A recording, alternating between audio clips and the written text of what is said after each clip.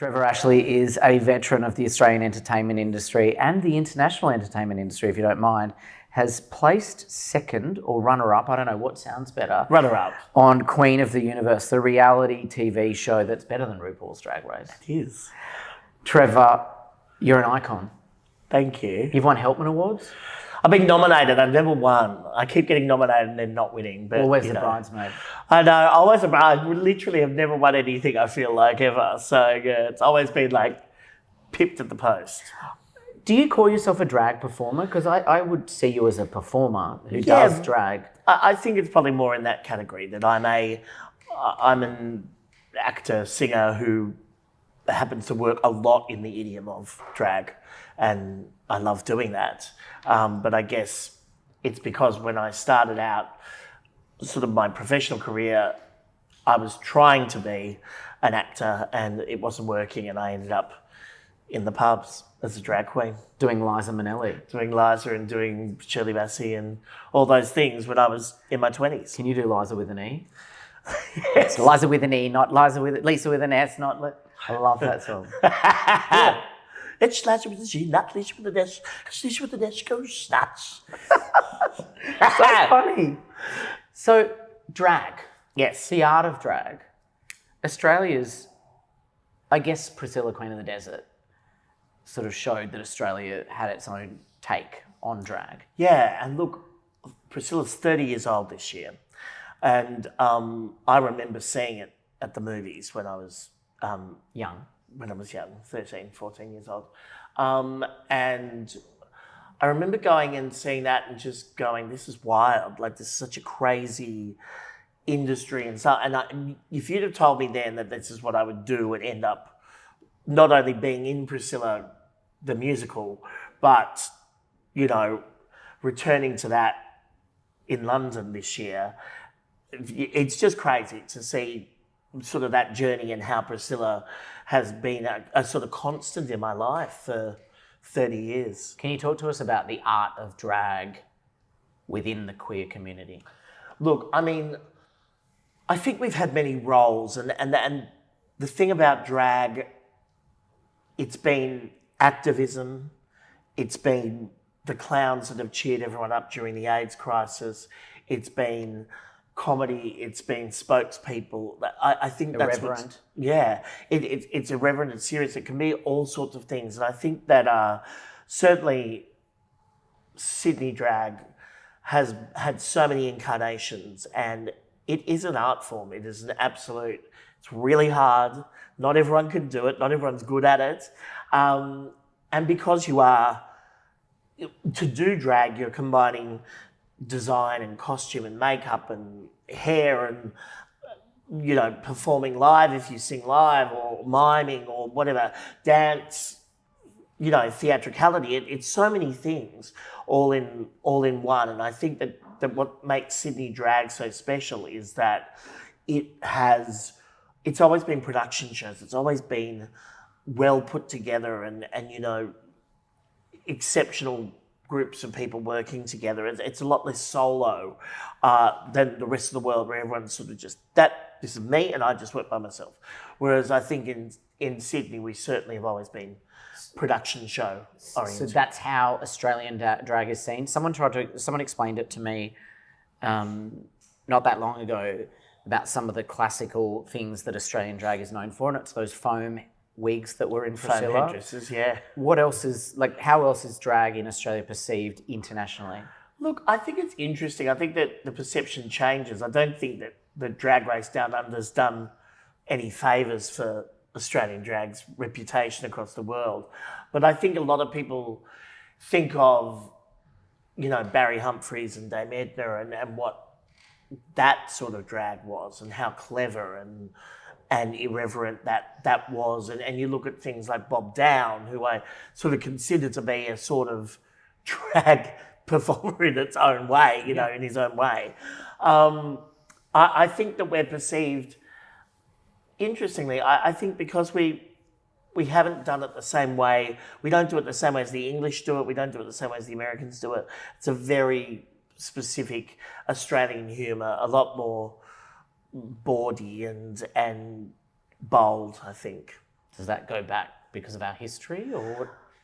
I think it's just the Australian way. I think it's just we're always self-deprecating. I think that the joke's always, you make the joke about yourself before you make the joke about other people. We don't take ourselves too seriously as a nation, I think, and that's where I feel like Australian drag doesn't do that either. It doesn't ever take itself too seriously.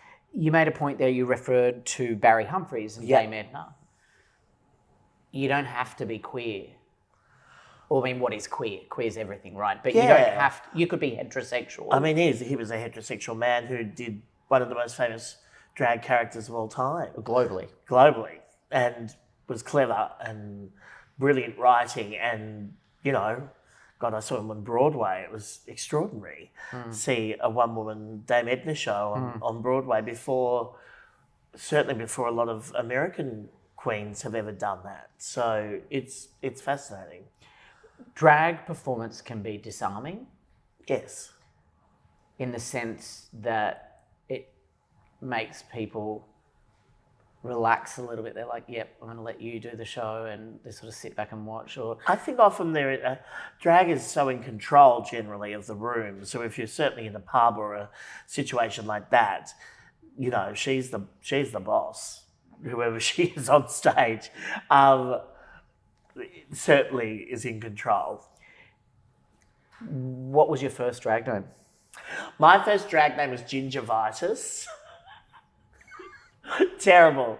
And then Portia Turbo said to me, "You can't be Gingivitis. It's terrible. It's bad connotations. No, you need something a bit more classic, a bit more Hollywood." And so I became Cleopatra Coupe. And I was Cleo for a long time. Everybody called me Cleo. And then? And then I dropped it because I went into Priscilla the musical and I thought, I don't want to be Trevor Ashley is Cleopatra Coupe is Misunderstanding in the show. It's just, there's too many names. So you're Trevor Ashley Trevor Ashley. Yeah, it's just my name and I then can be whoever within that. And I can be a boy or be a girl, it doesn't matter. Yeah. Do you like it? Yeah. Can you do things in drag as a performer, or even just performing on stage, that you wouldn't see yourself doing as Trevor walking down the street? Probably not. No, not now. I think I don't know.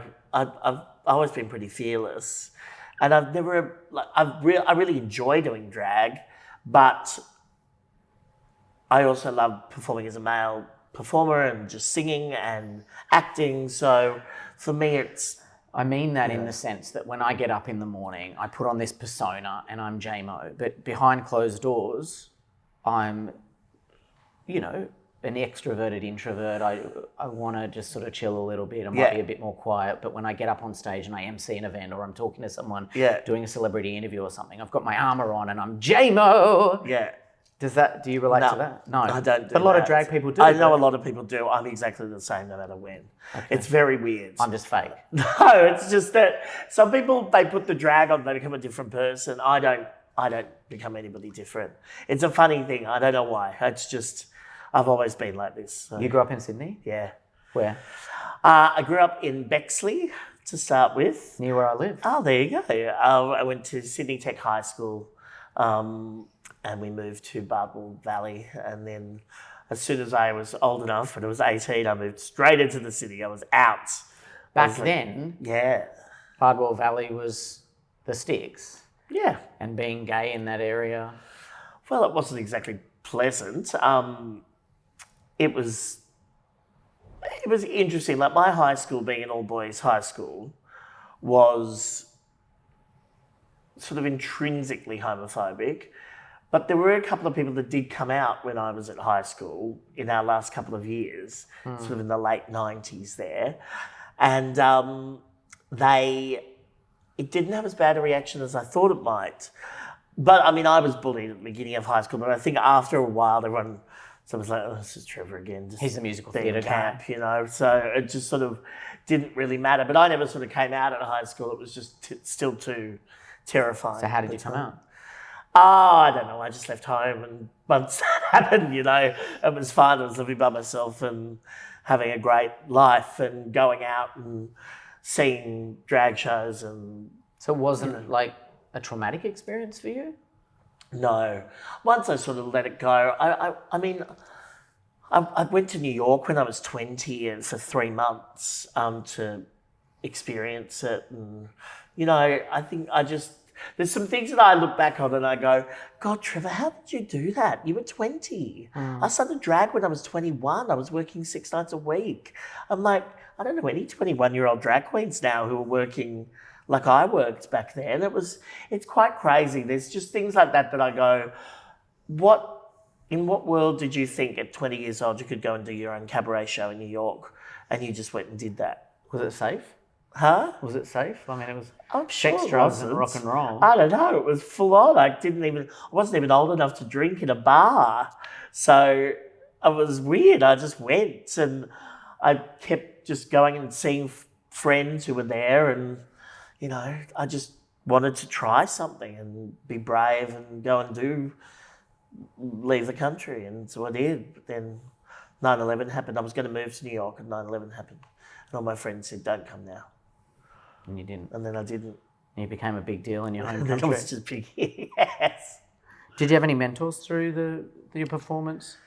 Earlier days? I've been very lucky in that because I was very musical and can play piano and trumpet and I write orchestrations and things like that. I had Tommy Tico, who was a legend of Australian television and conductor and musical director, an incredible man. And I used to go to Tommy's house in Bellevue Hill every Wednesday, where he would work with me on my cabaret show and correct my arrangements. So I'd write charts and he'd sit down and give me notes on what I'd done wrong with my arrangements, and then he did charts for me. He looked after me so amazingly. And then, of course, because he had lots of concerts, it meant that when I left school and I was just starting out, Tommy was hiring me to be the support act for Julie Anthony and Judy Kennelly, and I did concerts at the town hall with Tommy that he was doing music of Disney, and I'd be the young up and coming person. So I got to do all of that when I started out. I don't mean this with any disrespect, but when you're talking about your coming out experience, it sounds very different to other people's that I've heard them say. Yeah. It almost sounds a bit Disney. Well, look, I think the thing was, I struggled with it, but it didn't sort of hold me back. And once I'd sort of left home and found a bigger community immediately, that's when I went, oh, this is all going to be fine. And my parents sort of came out to me and told me they knew. So I didn't sort of ever have to tell them. So they just knew, and they were always amazing about it. So I was lucky in that way. And you're very comfortable with it. Yeah. As you should be. Wouldn't want anything else, and actually, it'd be boring to be straight. Are you always this happy? Generally. Yeah. I mean, I go through bouts of depression and anxiety like everyone does, but certainly I get to do what I love, and I have a great life, and I've had experiences that not many other people, I guess, have had. So yeah, I feel very lucky in my life and with where I've ended up.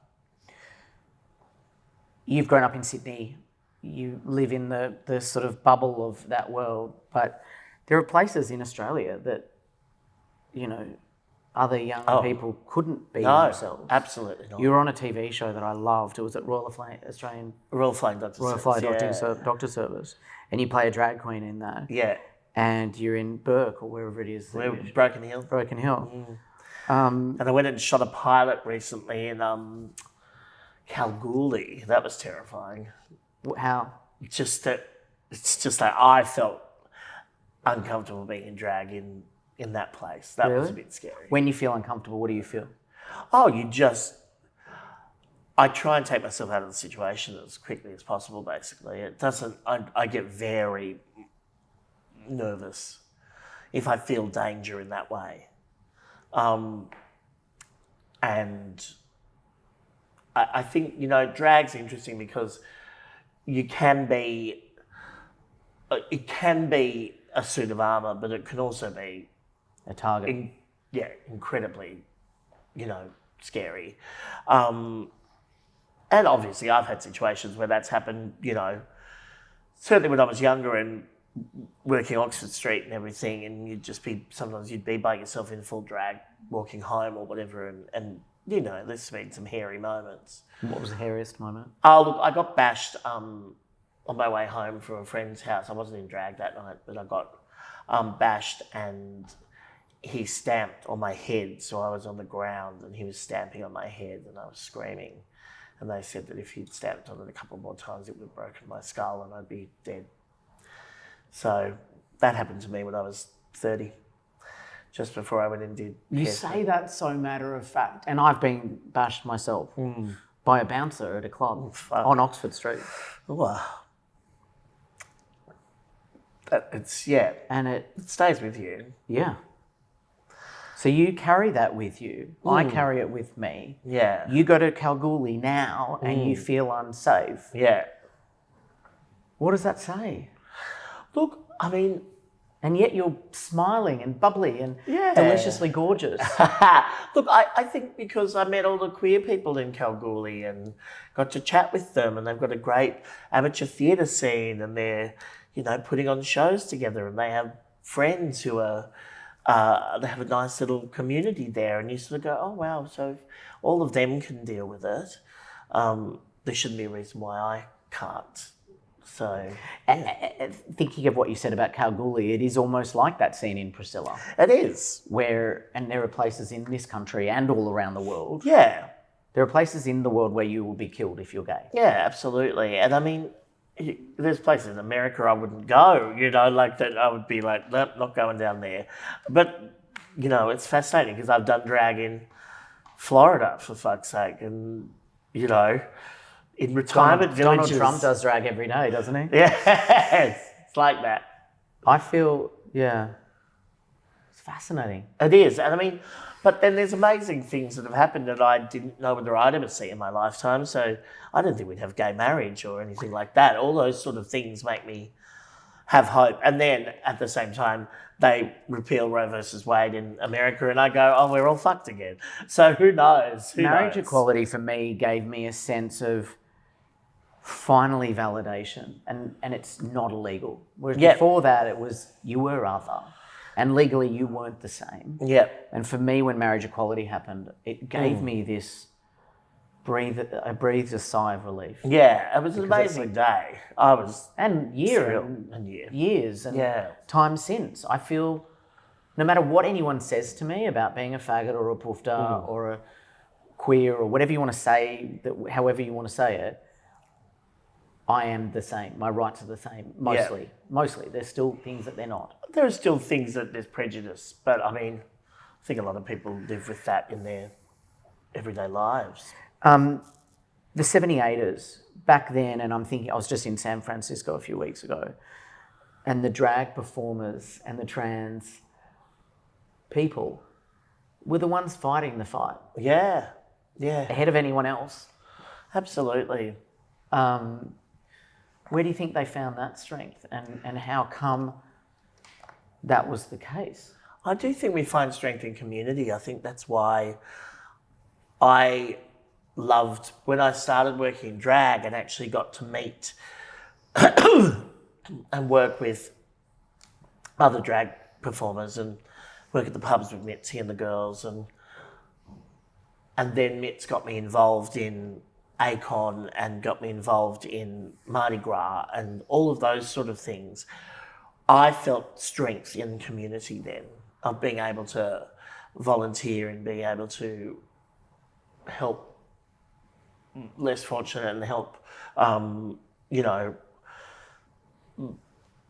people suffering with AIDS, but, which was, of course, at the end of the 90s was still, pretty bad. So I found strength in that, and that's where I think that's our biggest strength is our community and being able to work together. And yeah, I want to talk to you about media. Yep. Drag story time.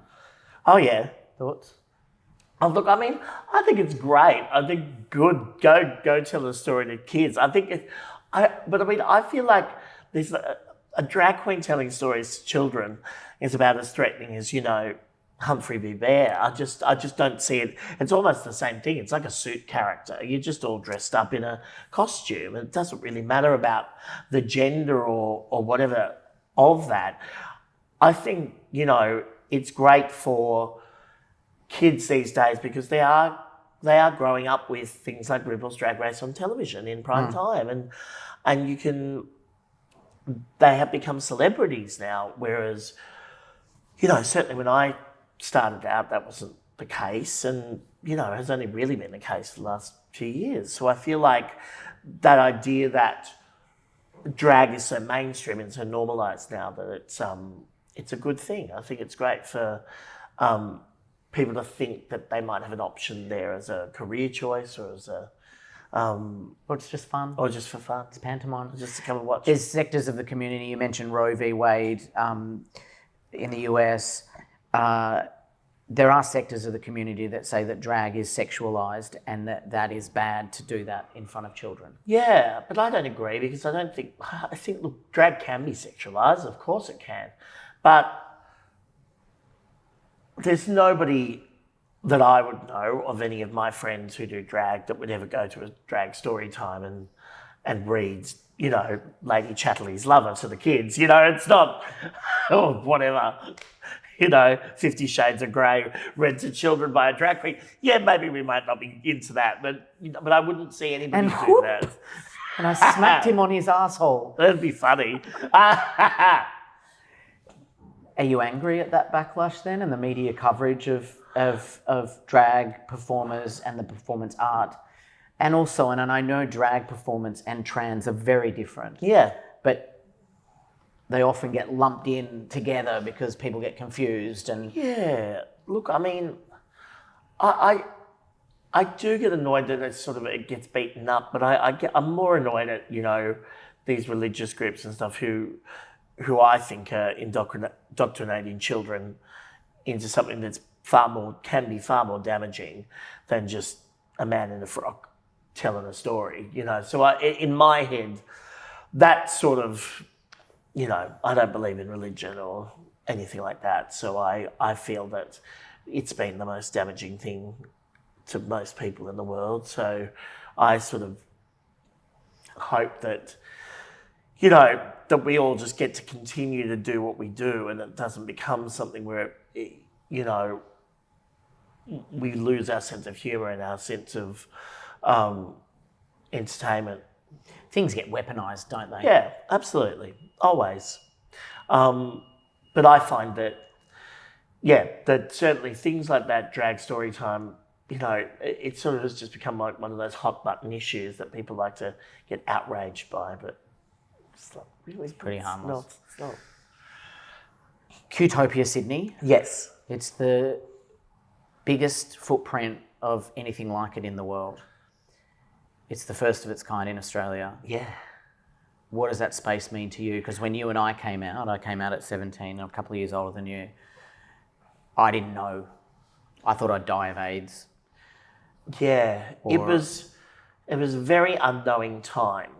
And I think to have something that is there as a beacon of celebration, but also of reflection of what our community's been through, I think is really important. I think it's really important that the younger generation get to learn about particular icons. And even for me, I want to learn about other icons that I may not have been familiar with. And, we have people like Carlotta still alive, but, there will be a time where she won't be around soon. And as we've lost a couple of other famous lay girls recently, that there's so many stories that need to be told and need to be kept alive. And I'm really excited by the fact that we have a space now where that will be able to be done and that you'll be able to go and learn more about our history and our artists and our community leaders. When you're gone, hopefully not anytime soon. Not soon. what will the world say about Trevor Ashley? Oh, I don't know. She was bloody loud. She was loud. She was very loud. She could sing. She had Yeah, I hope I remember for my heart that I care about things in the community and what I do. So that for me would be the thing I'd like to be remembered for. pipes. Why are you crying? I don't know, I just cry. I always cry. And then you laugh. Yeah, I do. But, you know, it's important to me. And the community is really important to me. And it always has been. So to get to do something for my job where I get to entertain our community and be seen as somebody there who has had a career in a very unconventional way, and certainly not the way I thought I was going to have a career. I just thought, I'm going to go into musical theatre and that's going to be it, you know. And to have sort of done musical theatre but via all these other things has been really special. And I'm really proud of, you know, doing it the way that I've done it. I've got a lot of love for you. Thank you, Dale. You're a very special person. Thank you. Thank you. Thanks Trevor for having Ashley. me.